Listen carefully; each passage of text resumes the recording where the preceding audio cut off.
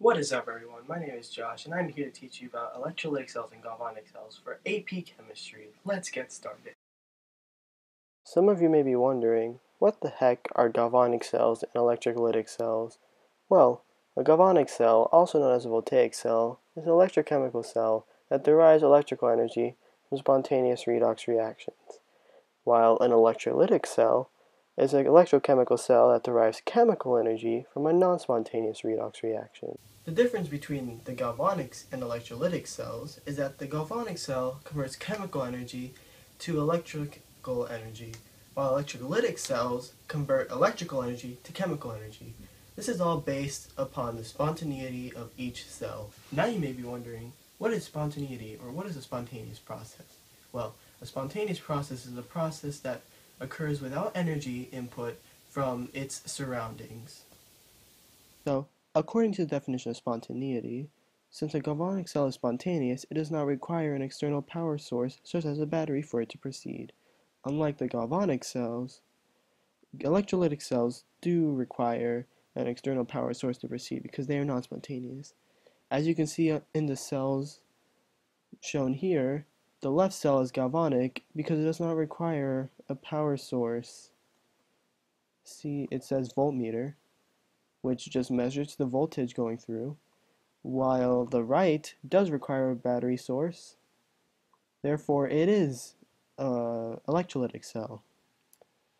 Let's take a look at this electrolytic cell. As you can see, noted at the bottom, it says anode and cathode. The anode loses electrons, as electrons in an electrolytic cell and galvanic cells always flow from the anode to the cathode. And you can see at the anode there are chlorine gas bubbles forming because of this half reaction that states whenever the anode is oxidized or loses electrons, it forms chlorine gas. As you can see in this galvanic cell, there's the anode and the cathode. Still, the electrons flow from the anode to the cathode just like we saw in the electrolytic cell. The cathode gains electrons, and when it gains electrons, a metal plating occurs here because the electrons from the anode combine to the cathode to make this plate. There's also a salt bridge. The salt bridge contains a soluble ionic salt, so because whenever this loses electrons it becomes more positive, so a negative salt ion will need to be here, so it'll neutralize it, and a positive salt ion would be over at the cathode because as the electrons go to the cathode it becomes more negative, so you need to neutralize the negative and positive, And the salt bridge is a laboratory device used to connect the oxidation and reduction half cells. Here's an example of a galvanic cell question. You can pause the video or keep watching for the answer. The first question says, identify the anode of the cell and write the half reaction that occurs there. Well, to find the anode, we would have to look on our standard reduction table to see which one is more negative out of the two.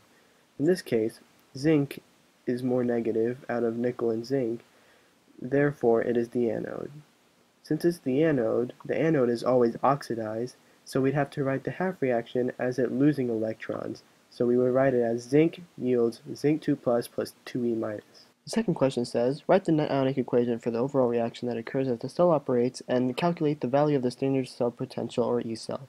Well, to find the net ionic equation, we'd have to find the other half reaction for nickel, which would be nickel 2 plus 2 electrons yields nickel solid, and combine it together. And combine it with the zinc half reaction. There wouldn't be nitrates because the nitrates are soluble and they become spectator ions. And to find the E cell, we would have to do reduce minus oxidize. So we'd have to find the voltage from the standard reduction table of nickel because it is the cathode, since zinc is the anode, and subtract it from the voltage of the zinc since it's the anode. And we all know cathode is reduced and anode is oxidized, and that'll give us the E cell. Question C is basically asking, if nickel 2 nitrate's concentration was changed to 0.1 molar, how would this change the E cell?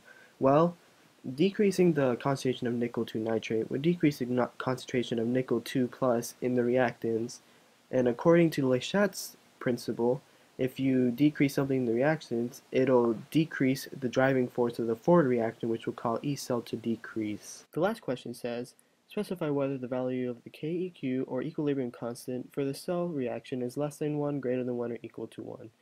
Well, the equilibrium constant will be greater than 1 because the E cell of the reaction is positive. This is because when E cell is positive, it is spontaneous.